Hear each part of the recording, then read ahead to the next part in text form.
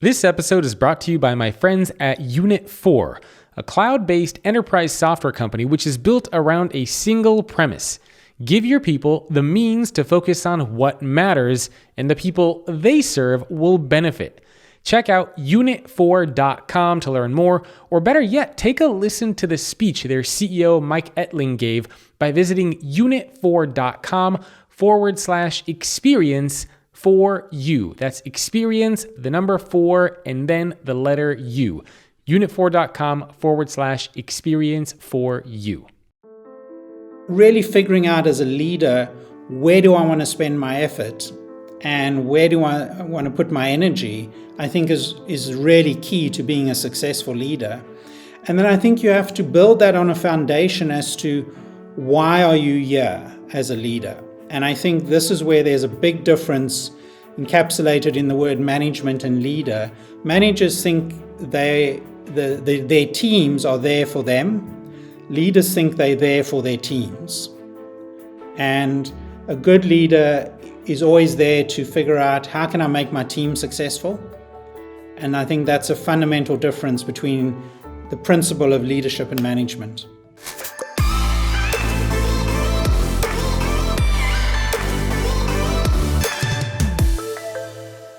Hello everyone, welcome to another episode of The Future of Work. My guest today is Mike Ettling, the CEO of Unit4.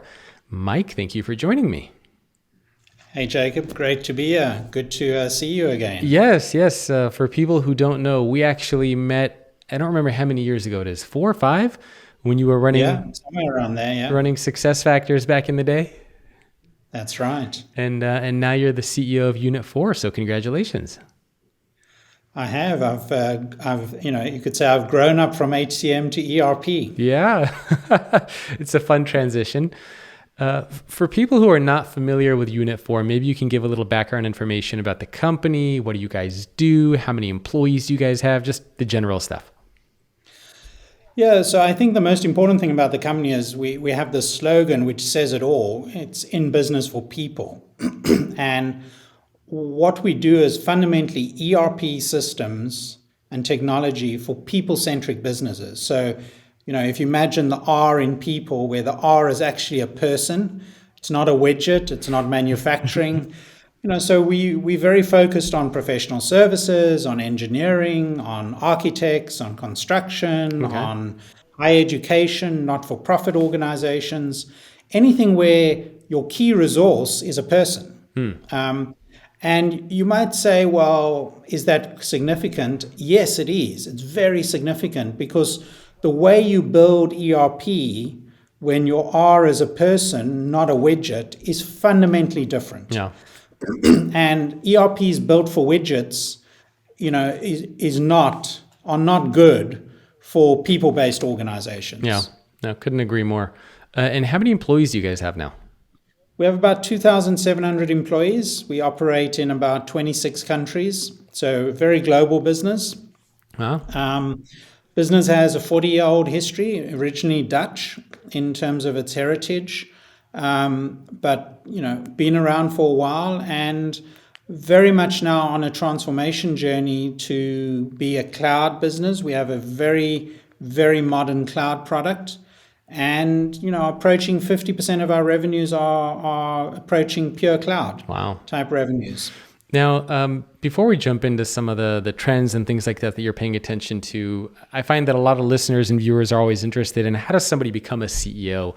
What did your career trajectory and path look like? So maybe you can take us way back to baby Mike. I mean, what did you study? How did you get into this role of being CEO of an almost 3,000 person company? Well, I guess I always had a entrepreneurial bent in the sense that when I was at university, I started a business which marketed magazine subscriptions. In the days when we had magazines still. I was just going to say magazines. You might have to tell people what a magazine is. Yeah, hard copy, paper, chopped down trees, printed out. And I started that selling magazine subscriptions to students. So I always had an entrepreneurial bent, and that's kind of where I started out. I studied to be a qualified accountant, and I am still a qualified accountant by profession, but I always thought of accountancy as a language of business, as opposed to did I want to be an accountant in my career. And, my first opportunity came after segueing into tech through companies like EDS. My first opportunity came to lead a company called Northgate Arinzo, or NGA HR, which was in payroll outsourcing. And that's how I became a CEO first time out. And then I ran SuccessFactors and now Unit4. So, it's been an interesting journey. I don't regret becoming an accountant. I like to joke, well, I think I'm an accountant who discovered a personality along the way. No disrespect to my accounting friends. But I think it was a really good grounding. It's a really good language to have if you want to become a business leader. But I would say at the end of the day, it's not the accounting skills which make you a successful leader. It's really the people skills which make you a successful leader. Which is what I was going to ask you next. When you look back, and if somebody were to say, hey, Mike, why do you think you became CEO of Unit4? Why were you running SuccessFactors? Why were you the CEO of this other company that you mentioned many, many years ago? What is it about you, do you think, that was it qualities, behaviors? Did you just work harder than everybody else? What is that that factor that's so important for people to have if they want to be successful leaders? Well, I think hard work is absolutely important. As a South African, I love the Gary Player expression, the harder I practice, the luckier I become. I love that. So I absolutely believe in that. But I think the thing which everyone kind of has their own little superpower. The thing which has always been unique to what I do is understanding, being able to paint the vision and make that vision very tangible for people to relate to, and to create purpose around that vision is really what is critical, and is what I enjoy doing and what I've been able to do in a lot of businesses I've got into. And I've always said, if you can get the purpose right, that's 75% of the job done as a leader, because it's a massive tailwind in your sales if you can really get 2,700 people really rallied and focused around the purpose. And people give 14 hours a day because they believe in a purpose, not because of pay and benefits and all those other things. Purpose is what drives that discretionary effort, which makes great companies. So that's what I really enjoy the most, and what I think has been key to my success. I've a couple of questions for you about purpose, but before I jump into those, I'm also curious, there's this big debate between leadership and management. Are you a leader or are you a manager? And you said that if you get the purpose right, that vision, that's 75% of the role.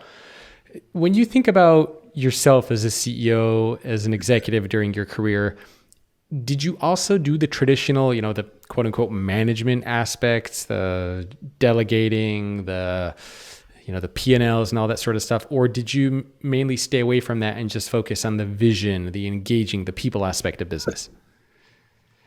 I think at the end of the day, you've got to do both. Okay. I think the trick in a good leader is to figure out where to put the emphasis. So, I'll give you a classic example. When you come into a business like mine, there's lots of legal entities, there's lots of corporate structures, and it always intrigued me how my predecessors wanted to be a signatory on every entity in 35 companies around the world. And my request to my general counsel was, can you please put me on the bare minimum? Only where by law the CEO is to be a signatory, and can my CFO do the rest? I absolutely don't want to be a signatory, because that doesn't add value. That's a management thing which really doesn't add value. So, really figuring out as a leader, where do I want to spend my effort and where do I want to put my energy, I think is really key to being a successful leader. And then I think you have to build that on a foundation as to why are you here as a leader. And I think this is where there's a big difference encapsulated in the word management and leader. Managers think their teams are there for them. Leaders think they're there for their teams. Yeah. And a good leader is always there to figure out, how can I make my team successful? And I think that's a fundamental difference between the principle of leadership and management. I love that. Basically, you said understanding both, but knowing where to put your emphasis. Because I think some people think that you could just be a great leader and motivate and engage, and you don't even need to know about any of the other stuff. But it sounds like what you're saying is you need to know everything, but you put your emphasis in one area, which is probably the people aspect in your case. Exactly. You got to speak the language Yeah. of business. Yeah. And you got to be able to read the book and understand the story. Yeah. But you really you put your emphasis where, play to your superpowers and play to where you can really move and create the momentum.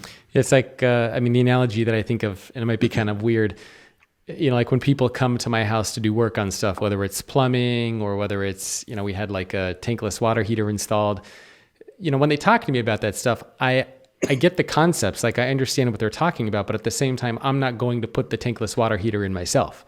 Exactly. If I have a contractor that's coming in talking to me about stuff, like I follow the conversation, I get it, but I'm not going to be the one actually building the wall or building the room. And it sounds like that's what you're saying. Understand the language, what's going on, but you don't actually have to, do the accounting part yourself. Exactly. Okay. Exactly. All right. So going back to what you said earlier, which is around purpose, you said 75% of that, if you get that purpose right, your job is good to go. How do you get that purpose right? So for example, when you took over Unit4 or even at your time at SuccessFactors, you get there and you think, okay, I need to think about the purpose for the company and I need to get people inspired behind it. It's day one. How do you craft it? What's your process? Yeah. So I think it's a really fascinating topic, and I think it really is interesting when you look at founder businesses and the whole principle of entrepreneurship. I think what makes great founders is that they are phenomenal at creating purpose. Yeah. And so when I think of my SuccessFactors days, Lars Dalgaard was a phenomenal founder, and he had this this great purpose for the company around it's time to love work again, which really rallied everyone. And then we took that and we developed it into Success is Simply Human, and it's gone through a third iteration now. And I think the same with Unit4. When I came on board, the slogan was very much the purpose in business for people. And there was tremendous passion in the organization around our products and what it did for people-based organizations.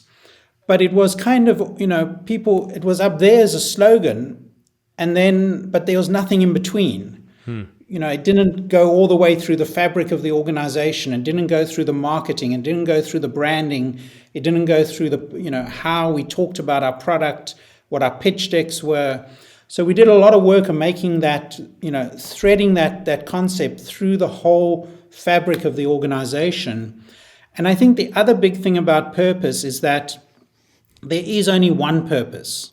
You can't have a concept of an employee purpose and a customer purpose. The great companies all have a single purpose which resonates with customers, with analysts, the market, with employees, with everyone.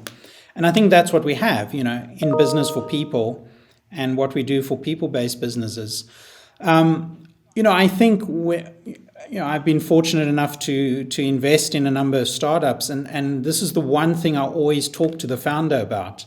So what's the purpose of the business? And I think it is a big differentiator. A founder who can describe a purpose, even if they're a small company. And, we've just done an acquisition of a small company, and, the founders of it, Comprite, have a phenomenal sense of purpose around what they can do for compensation management. And that purpose will carry. It will carry into Unit4. It will carry into how we incorporate that into our product. And to me, that was a really strong reason to do the acquisition. If that purpose wasn't there, I don't think we would have done the acquisition. Interesting. So for leaders who are watching and listening and they're thinking, all right, well, I need to go back and revisit the purpose for my company or for my team. Do you have any advice or guidelines on how do you start crafting it? How do you start thinking about it? Is it a mix of interviewing employees, interviewing customers? Like, how do you put something together? And then how do you know if you got it right? I think the first place to start is talk to your employees. If you as a leader feel you kind of don't have a strong purpose, strong enough in the organization, my hypothesis is always that it's there. It's just under the surface or buried somewhere. And the only way you find it is really talking to your employees, engage with your employees, get them in a room, get them to talk about it. When I joined Unit4, the purpose was very much there. The kind of values of the organization we had to really develop and bring people together to kind of develop it. But my biggest advice is talk to employees first and then customers.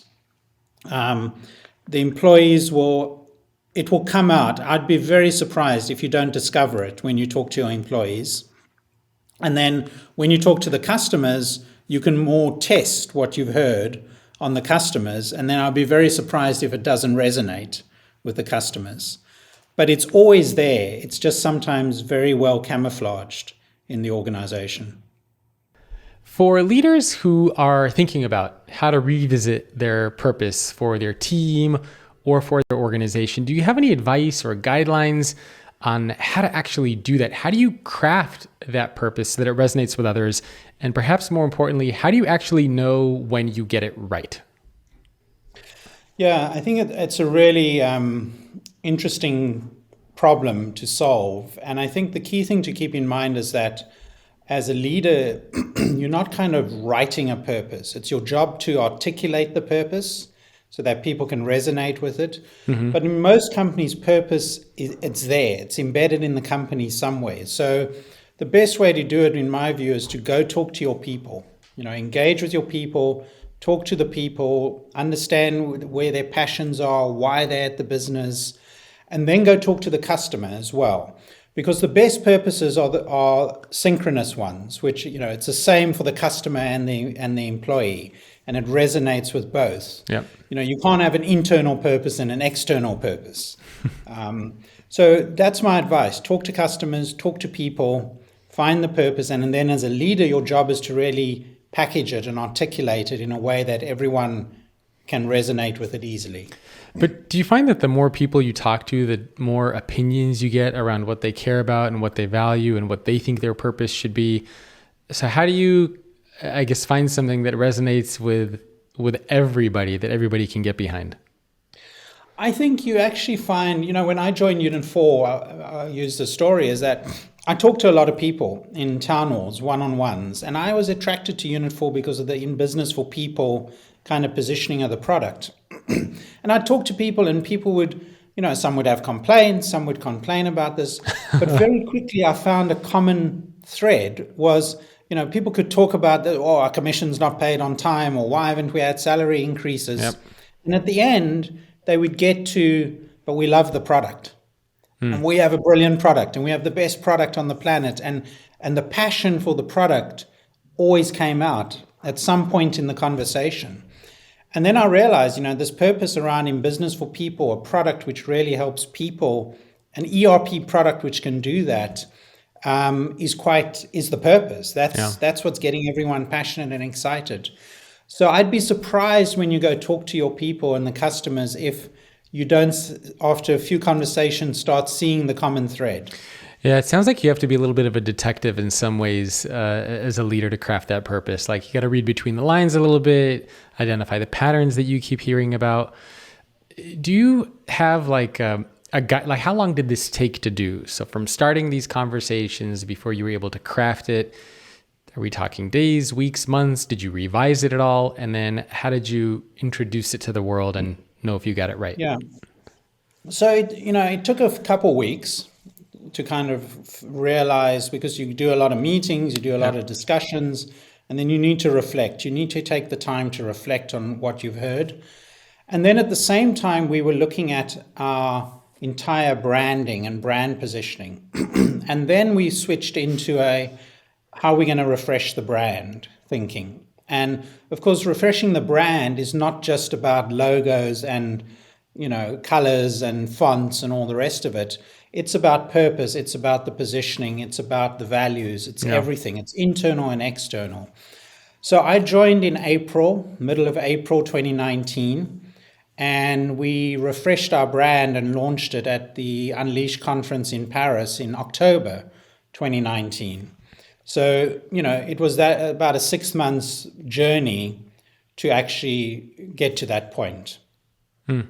Okay, 6 months. Which is not too bad. And then when you started getting feedback from people, how did you know that you got it right? Or did you go through iterations? No, we went through the iterations in that 6 months, particularly around getting the values defined, particularly around some of the brand strap lines and positioning. We kept in business for people, and then it resonated. It just resonated with customers. And then about a year later, we actually did a very deep brand survey, both internally and externally, to test how it actually worked and how it settled. And that came back extremely positive. Yeah. And, the other thing about purpose and brand positioning is durability. When you do this, you don't want to use buzzwords. You don't want to be gimmicky, because you want something which is there, for a long time. It's not something which you want to change every couple of years. I'm reminded of, so I had Steve Built. He's the CEO of Smile Brands, dental organization. And they have, I think, around 5,000 employees. And he was telling me this story about how the purpose of the organization was originally Smiles for Everyone. And then his co-founder, eventually they retired, or so they thought. A new team took over and they got rid of the Smiles for Everyone, and they changed it to being like the number one dental provider among blah, blah, blah. And it was this jargony filled new direction. And the company started to go downhill, and employees started to disengage from the company. People got confused. They didn't understand it. And then finally they brought back Steve and his co-founder. They changed it back to Smiles for Everyone, just 3 words. And the company shot back up. So it's funny how just that phrase and how you live it can have a tremendous impact. And it also shows what happens when you create something that does not resonate with customers and employees. Yeah, totally agree. I mean, that's why we very much stuck to in business for people as our main slogan, because that had been there for a while, and it actually captured the essence of everything about our product and why it's different. And you look at what we launched in the brand, we expanded that. We played a little bit with the Unit4 and for you, so I like it. Making software for you. So we expanded on, but essentially the fundamental purpose and concept was there. Yeah. And we just made it more central to how we go to market and talk about everything in the company. It's funny because and then we expanded that to, like when we launched our fitness classes during lockdown, we called it Fitness for You. And we've just launched our flexible work program, Work From Where You're Comfortable, which is called Flex for You. So you find ways to really ingrain it into everything you do, and that's what resonates. I love it. It's funny because you guys are a technology company, but talking to you, it seems like most of your focus is around the human aspect, the people part of work. So I'm wondering if you could talk about that relationship between technology and people, because there's a lot of obsession with technology. There's, frequently talk about AI, but you're talking so much about purpose. How do those two play together? Well, let me go back to, one of the things which intrigued me about Unit4 was having grown up in the HCM world, it was always about HCM fixing, the people experience, and people experience became a big topic. And then I kind of thought about, well, when you're dealing with businesses where the resource is people, there's no widget, it's a person. What are the people using? So you kind of see this dynamic emerging where you may have your grandfather's ERP, and then you're trying to surround it with the latest Silicon Valley HCM tools to create the experience, when actually you should fix your grandfather's ERP, because that's what people are touching the most in a people-centric business, versus a manufacturing business. Yep. And that kind of struck a chord with me to say, actually, you can transform people's experiences a lot more with the ERP in these type of businesses than you can with, a lot of new startup type HR tech. And coming from the HR tech world, I kind of understood that space. And that really drove my passion about why I thought this was really interesting. Because I don't think, ERP has always come to the table with a mindset of control and accounting and trial balance and double entry. And you don't see ERP, I'd say there's one or two of our spenders out there who come to the table with, how does ERP engage your people and change the people experience? So I think tech is very important in that context. And I think that's the huge opportunity at Unit4, is that we actually can change the people experience with the core technology. It's not about live with the bad technology and then try and surround it with some cool stuff. Yeah, no, I love it. I want to shift gears a little bit and get a sense of some of the trends that you're paying attention to. So obviously you're the CEO of a almost 3,000 person company. You have a lot of big brands who are your customers. When you're looking at the world of work at large, what are some of the trends that you are paying attention to, or that your clients are paying attention to? Yeah, so I think, two things really, I think are top of my mind at the moment. One was subject to my keynote in the last 2 days, and that is, everyone's talking about the Great Reset, the Great Resignation, this and that, and I have a very different view on it, which says none of this is new. It's all been around for many years. What's happened in the last 18 months is a great acceleration. Yeah. People have had the opportunity while in lockdown en masse, to think about what do they want to do in their lives. People have always done that, but now they could do it en masse and they had the time to do it. So what we're seeing is this great acceleration of everything in the workplace, like work-life balance. What do I want to do with my life? Oh, I don't want to do this. I'm going to resign. I don't want to commute an hour. I'm going to resign. So this great acceleration is driving all of the dynamics. Yeah. But the dynamics per se are not new. Now, as a leader, how do you deal with that? And I think the interesting thing, which we are advocating, and we saw this happening in January. I started engaging my leaders around, we are heading for the most unique talent situation any of us experienced in our lives. And what I mean by that is, in my career, I've always had the ability to talent arbitrage. So there's a shortage in London, let's hire in Budapest. There's a shortage in New York, let's hire in Costa Rica. And it was very clear by January that the entire world was moving into a talent shortage, simultaneously in hundreds of countries around the globe. And no one has ever dealt with that. And none of us have got experience of actually dealing with that kind of phenomena. So, the way you deal with it, in my view, as a leader, is you've got to now step out of the classic HR textbook or leadership textbook, because everything in the past has never been geared to this kind of phenomena. And you've got to experiment. So leaders have got to encourage their teams experiment, because actually, I don't think anyone can stand up and say, I've got the solution to what's happening now in the talent marketplace. It will come through experimentation. And if you don't experiment as a company, you're just going to fall behind the curve, in my view. Yeah, I couldn't agree more. I mean, I always say you got to think of yourself as a laboratory and less like a factory. Factories are linear, process-centric, and status quo, and you got to be testing and innovating. And it's actually interesting. It's tied to that. I'm also curious, how do you, just in general, when you have to make decisions or when you're faced with a challenge that you haven't dealt with before, does that same mentality of experimentation carry over into just your decision-making process in general for new things? Yes, I think you have to as a leader in terms of how you encourage your team to do this is you're going to have to accept more mistakes. You're going to have, you can't experiment unless you have failures. The definition of experimentation is a number of failures to get to an outcome. So I think, and I think this is going to be the big challenge for leaders, is we all got to shift our tolerance for failure.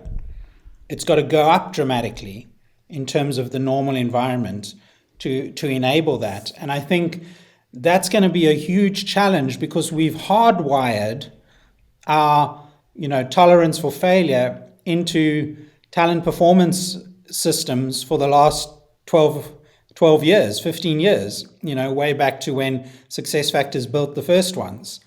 So there's kind of a hard wiring of that tolerance into performance models around the globe. And you're now got to kind of throw that all out. And that's going to be the hard part. Yeah, it's never easy to change and do things differently. Okay, so we talked about this talent shortage, which is one of the big trends that you're paying attention to. Any advice on how to deal with that? I know employee experience now is becoming an even more popular topic than when I wrote the book a couple of years ago. So how do you as a leader, I mean, you're hiring people, how are you dealing with the talent shortage? Yeah, so back in January, we really started putting a focus on how do we accelerate recruiting. And, you can tackle both, you've got to tackle both sides of the equation, retention and recruiting. But we kind of had this predisposition to say, look, this great acceleration is going to make it really hard to tackle the retention because retention's going to, reduce. Attrition's going to go up because of this. People will think, they will make decisions. You're not going to stop that. So how do we tackle the the talent acquisition, do it faster? How do we source alternative pools? We were very fortunate over 18 months ago to invest in a whole alumni platform. So how do we tackle our alumni? How do we look for alternative sources of talent from where we've traditionally looked? So yes, we've seen attrition go up. We're still below the industry average, but our gap hasn't materialized that much because our recruiting rates have gone up quite significantly. So we've been able to control the situation, and it hasn't been disastrous for our business. But I would say in hindsight, if we hadn't put the focus on this back in January and really rallied the teams around it, we'd be sitting with a very different problem today. Yeah. I mean, and it also goes to show why the experience across every stage matters when you hire employees or even when they transition out of your company. And it's, I love the alumni network, the building relationships. It's kind of like as an individual how you succeed in the business world, right? You build relationships, you network, you treat people well. And I think the same thing is true as an organization for what you have to do there too. Besides talent, are there some other trends that you and your clients are paying attention to? Yeah, so I think the other big topic we see is, I use this slightly humorous comment that, the biggest C-suite advocate of digitization in the last 18 months was COVID. Not the CXO, not the CIO or the CEO. I think COVID has really honed the focus on digitization, honed the need to accelerate that, different degrees across different industries. But everyone is talking digitization at the moment. And, and I think the way digitization is going to be tackled in the enterprise space versus the mid-market space, which is where we play, is also quite different because enterprise companies are going to buy a lot of tools to surround, their ERP to do digitization as quickly as possible. Mid-market companies shouldn't be buying those tools. They should be getting it from their core platform. So, I don't think there's a bid or deal we work on today where digitization isn't a context in terms of why the software is being procured. Yeah, I I think, well, what do we say? More has changed, or we've evolved more in the last 18 months than we have in the past 18 years. Just the speed has been tremendous as far as just not just technological change, but just change in the world in general. Okay, so those are obviously three major trends that you and your clients are paying attention to. Any others, or would you say those are the main ones? I'd say those are the main ones. Okay. Shifting gears a little bit back to the human side, how do you think leadership is evolving? So, you mentioned when you took over as CEO in 2019, that was right before COVID was COVID. And have you noticed an evolution in how you've had to lead just in those past 3 years or so? Yeah, I think, I've always had a view that, leadership is, firstly, it's a privilege. And secondly, it's a very human activity. So, I've always been intrigued by why leadership books are so successful in terms of sales, because there isn't a formula to it. And, I would say there's a language of leadership. Leadership is about language. And one of the key components of that language is empathy in terms of how you lead. And my view is that what COVID and everything which has happened in the world in the last 18 months has really brought to the fore is that empathy is even more significant. I think leaders you couldn't succeed in the last 12 to 18 months without real empathy. Yeah. And I think the leaders who are good at empathy and understand empathy and have an empathetic style were more successful over the last 18 months. Give an example. I was on a lot of CEO leadership calls in the software industry, just sharing and helping each other. What are you doing? And the thing which intrigued me was two things, which I had a major problem with from an empathy perspective. One was, leaders sort of saying in a very bravado way, we've let 25% of our people go, sort of thing. We made a pledge to as a leadership team that we weren't going to let anyone be made redundant during the period of COVID, and we didn't. The second thing which kind of struck me as really strange was people were talking about, we've set up a COVID war room, and it's like, why are you treating this like a war? This isn't a war problem. This is an empathy problem. This is going to be a health problem, and you need a different mindset to it. So that, and I think those are really good examples of kind of fish out of water reactions to the situation, which empathy would not let you do that. Yeah. So I guess getting back to you as a leader, do you think the past 2-3 years has made you as a leader more empathetic? It certainly has. And I think one of the things which, I realized as we got into this was we operate in 26 countries. The cultural differences around what's going to happen was really important. So I started these Friday calls with all my HR leaders to give me kind of a sense of the temperature in every country during all of these periods. And it was really important because you might say well, we're locking down, we're not going to have offices open. Well, in some kind of places like Jakarta and other places, people wanted to go to the office because there's better air conditioning and better internet in the office than in their homes. So why would you do a one size fits all? And having that empathy to understand those cultural nuances in all the countries we operated in, and then make sure we were doing things which supported our people in their context was really important. And to me, that was really honed in my leadership style over the last 18 months. A lot of organizations are reopening. They're trying to think of ways to get people back to the office. As the CEO of an almost 3,000 person company, I'm curious, how are you thinking about work? Are you saying everybody needs to be back? Are you going to get rid of offices and go to purely virtual? What's the strategy going to be like for your company? So this is a great topic. And so back in September 2020, I remember speaking to my HR leader and saying, we're going to go to a work from where you're comfortable model. And, the two ends of the spectrum, I don't believe in either of them, which is everyone's going to work remote or everyone's going to have to come back. And, you've seen West Coast tech versus kind of, New York banking on either end of the spectrum.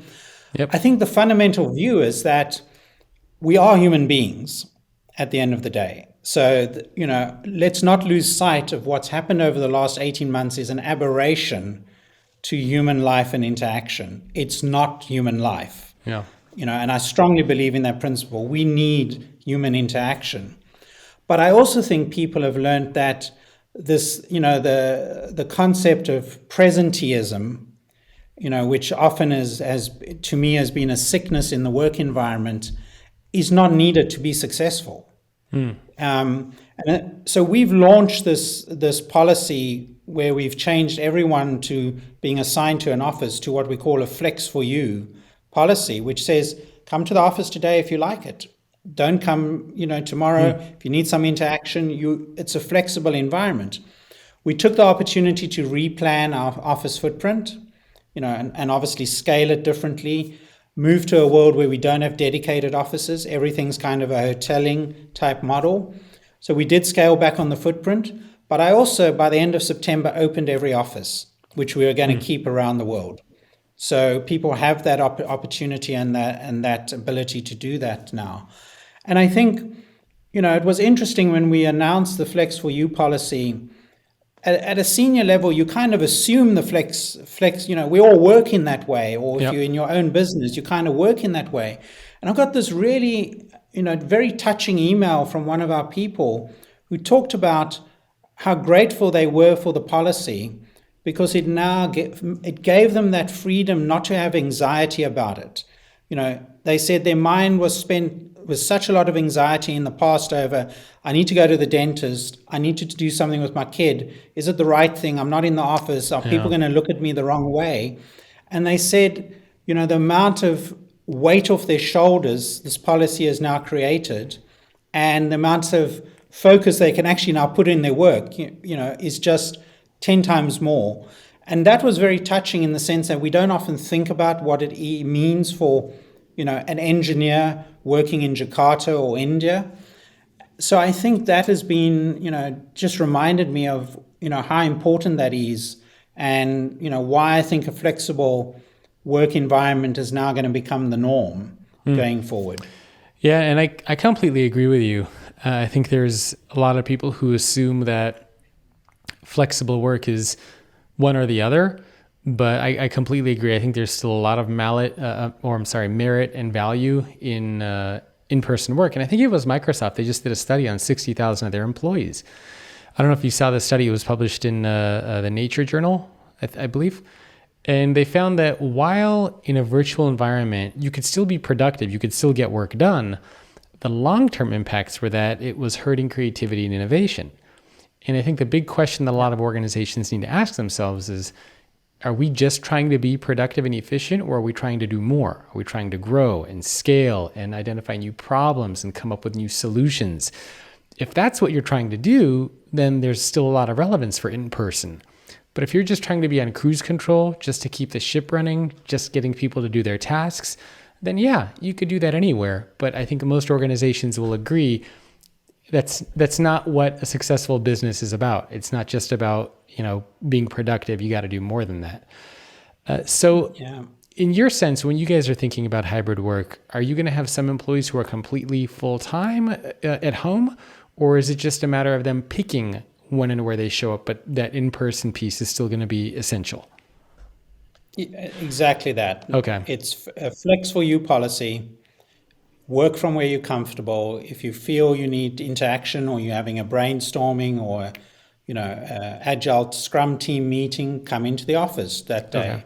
If you feel it's better to work at home the next day because you need to get some deliveries or you want to look after your kid who comes home early, then do that. So it's very much a flexible model driven by the individual to choose. Okay. So we only have a couple of minutes left. I wanted to talk a little bit more about leadership, but I also wanted to see, is there something that you want to explore that we haven't touched on yet, where you cool with chatting a little bit more about leadership. You've hit all the topics I'm really passionate about. So let's talk Okay, leadership. great. So I'm always really fascinated by what leaders look for in other leaders. So when you are thinking of who to promote or who can be an executive at your company, what are the qualities, the skill sets, the behaviors, the mindsets that you're looking for when trying to determine who to promote to a leadership role? So, this is a really interesting topic, and it's a topic which, because of my sort of history and background, I've had to be very, very focused on this as a leader. And let me explain. So, born and grew up in South Africa, left South Africa in about 97, moved to the UK, and started working in more of a global context. When you do that, all the references and pigeonholing you can normally do when you recruit go out the window, okay? Because when I get a CV in the UK from the University of Bath, I know what the University of Bath is, but then I didn't know, can't pigeonhole it because I don't know the backgrounds. You don't know those things. Maybe you knew Cambridge and Oxford. So you look at people's CVs and their career, their background, and it's somewhat meaningless because you've now moved into a different, geography and location. Yeah. So you have to start developing more qualitative skills around how you interview and what you look for in people. Interesting. And then you realize actually that's more successful, and you actually become more honed in on doing that throughout your career. So I always look at,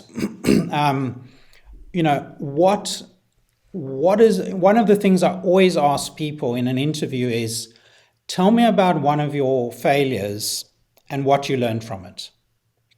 And it always intrigues me whether somebody can articulate that or not.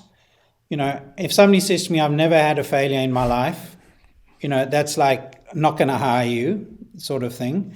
And that to me is like, my big kind of filter question on interviewing is, if somebody can talk easily about their failures and what they learned from it and what the experience was and be very comfortable about it in their own skin, that's a very big plus in terms of the person. The other thing I look for is an insatiable hunger for knowledge.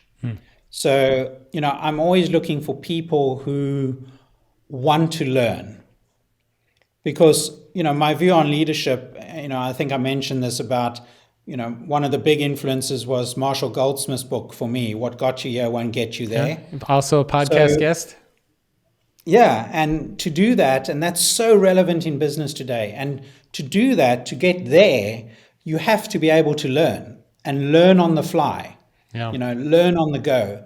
So when people talk to me about, what is a big motivation, what's been a big motivation in your career, when it's, I want to learn, if I can't learn, if I'm not learning something in my role, then I'm not passionate about it. That to me is a big plus. Yeah. And then I'm biased in this context, but I growing up in apartheid South Africa, where you questioned everything, you never believed anything you were told. I like people who've had an environment or grown up in environments where they taught to question everything, where they don't just accept, what they're told. Yeah. So I have a bit of a bias to that, but not everyone has those kind of environments. But those are kind of like three things which I'm very focused on. How do you talk about failure?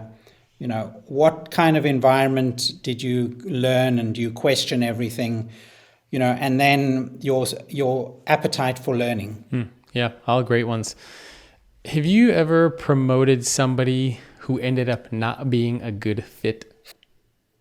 I've promoted people and I've hired people who've not been a good fit. And I can recall, a number of times in my career where I've hired and fired the same person. And that is tough. That is extremely tough as a leader. But the one thing I will say is that for the benefit of the team dynamic, it is extremely important to do it. Because your team will know before you do that you've made the mistake. Yeah. And if you don't address it as a leader, it immediately affects your credibility as a leader. So, yes, you might have hired the person because you thought they were the right role. I remember this on my first CEO role. I made this mistake. But if I hadn't addressed it, it would have been a disaster. Yeah. And I would have ended up being a disaster in my role. So, yes, you can do that. You make mistakes. Not everyone's perfect. But the trick is to address the mistake as quickly as possible. What do you, speaking of mistakes, when you see leaders, and this is another question I love to ask CEOs, there are some leaders who are able to grow and excel, and other leaders who kind of get stuck in the middle somewhere, or they can't progress forward. What do you think separates the leaders who are really able to get ahead versus those who aren't able to and they get stuck? And also related to that, what do you think the biggest mistake is that leaders oftentimes make that ends up hurting their career? So to answer the first question, I'll answer it very quickly and say their leader. Interesting. So, I think the biggest reason people get stuck is often their leader who has not enabled them to develop or move forward. I often look at situations, I had a situation at Unit4 where we hired someone, he reported to a particular leader. It was really going bad. We kind of got to the mode of, have we made a mistake? Should we replace him? And then I sat back and looked at the dynamic, and I looked at the cultural dynamics, and I concluded, actually, I think this person could actually thrive more if they were reporting to someone else. And we did that, and the person's now been wildly successful. Wow. And developed in his career. Still at the company? Sorry? And they're still with the company? And they're still with the company. Huh. So we went from, we should get rid of this person. We had called the headhunters to start thinking about a project, and then we made the change, and now the person's wildly successful.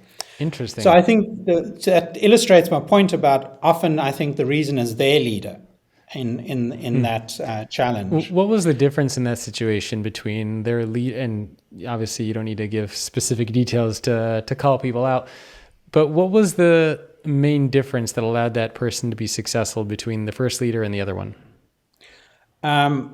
Cultural difference in how between the two leaders who the person moved from, and just style of leadership. And I recognize that individual would thrive with a different style than what they had. To your second question about what a mistake do I think leaders make, I think I have this fundamental belief that there's only one you. There's not a work you and a home you and a sports field you, etc. There is sometimes a different me when I'm watching soccer on the sports field with my son. You might not recognize that you. But there's really, I've been there. There's really only one you. And I think that's the big mistake I see with a lot of leaders.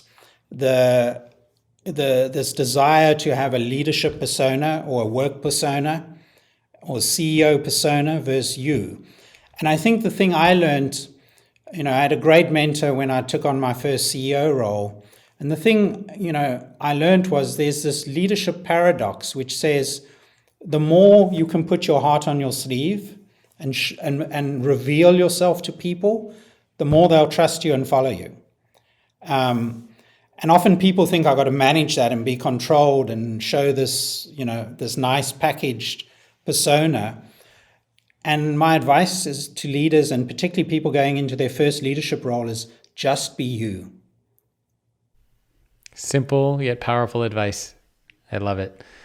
Well, I want to wrap up with just a fun series of rapid fire questions for you. Nothing too work related, but just so people can get to know you a little bit more. Starting off with, what has been your most embarrassing work moment? Oh, well, it jumps out very clearly. I remember going for a job interview in when I joined Unisys in Bluebell, Pennsylvania. Flew in from London, grabbed my suits back from the dry cleaner, put them in my suitcase, arrived in the next day, and I had 2 identical suits. One was navy, one was black. And what I realized when I was getting dressed in the morning for a whole day of interviews from the CEO and his team was my dry cleaner had mixed the jacket and the trousers. And I had a black jacket with blue trousers. And I kind of stood there for a minute and said, either I'm going to get totally spooked by this or I'm just going to run with it. So my plan A was I would be so engaging in the interviews that no one would look down at my trousers. My plan B was that if anyone looked down at my trousers and said, "Oh, why you got different color jacket and trousers?" I'd say, "It's the latest fashion in London. Has it not got to Bluebell, Pennsylvania yet?" Yeah. I got the job, but that was kind of one of my favorite embarrassing moments. I love it. What do you think is a tool, a resource, a book, podcast, anything that leaders need to be aware of that will help make them more successful in their careers? Well, I as I said before, the one book, I'm not a big fan of leadership books because I think, leadership it's not a formula. It's not a methodology. But the whole Marshall Goldsmith book around What Got You Here Won't Get You There, I think is a must read for any leader. Because every chapter you've got to do differently. Yeah. And you can't I couldn't come into Unit 4 trying to run the previous playbook. It wouldn't have succeeded. Yeah. And really understanding that, I think, is key to any leader being successful. If you weren't the CEO of Unit 4, what do you think you would have ended up doing instead? I have this crazy kind of passion and, books like the Dancing Wulai Masters and, astrophysics type things. So maybe I would have been a physicist. Oh, very if I cool. wasn't a CEO. All right. And last question for you. What are you most proud of? Being able to be successful and, bring up 3 kids and have the same wife after almost 30 years. Oh, and man. Well, what's the secret to that, by the way? An 18-year-old, a 14-year-old, and a 5-year-old. So, wow. We decided to have another one after 9 years. I think that's what I'm the most proud of. What's the secret to that healthy, long-lasting marriage? A very, very tolerant wife. My wife and I have been together for, I think it's 10 years now.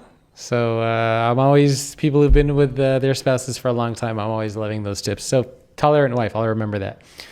Well, Mike, where can people go to learn more about you and Unit 4? Anything that you want to mention for people to check out, please feel free to do so. Check out unit4.com. Check out our profiles on LinkedIn. We publish a lot of stuff and a lot of thought leadership and blogs, both on our unit4.com website and on both Unit 4 and my LinkedIn pages. Are you guys hiring? Feel free. Sorry? Are you guys hiring? We're absolutely hiring. Absolutely hiring. It's actually my LinkedIn banner is "We hiring. Come join. Come and grow with us." I love it. I put it. And it's a great opportunity to join us where we are now in the journey. Well, thank you so much for taking time out of your day to join me. I really appreciate it. Thanks, Jacob. Great to chat as always. Yes, definitely. And thanks everyone for tuning in. And my guest again, Mike Ettling, CEO of Unit 4.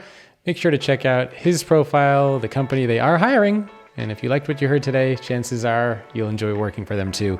We'll see all of you next time. Hey, it's Jacob here again, just reminding you that this episode is brought to you by our sponsor, Unit 4. They are a cloud-based enterprise software company which is built around a single premise. Give your people the means to focus on what matters, and the people they serve will benefit. They are one of the few organizations out there that truly understand and invest in the experience of people, which if you listen to this show, you'll know is something that I talk about all the time. If you want to free your people so that they can focus on the things that matter, check out Unit4.com, or better yet, take a listen to the speech their CEO Mike Ettling recently gave by visiting Unit4.com/experience for you. That's Unit4.com/experience, followed by the number 4 and the letter U.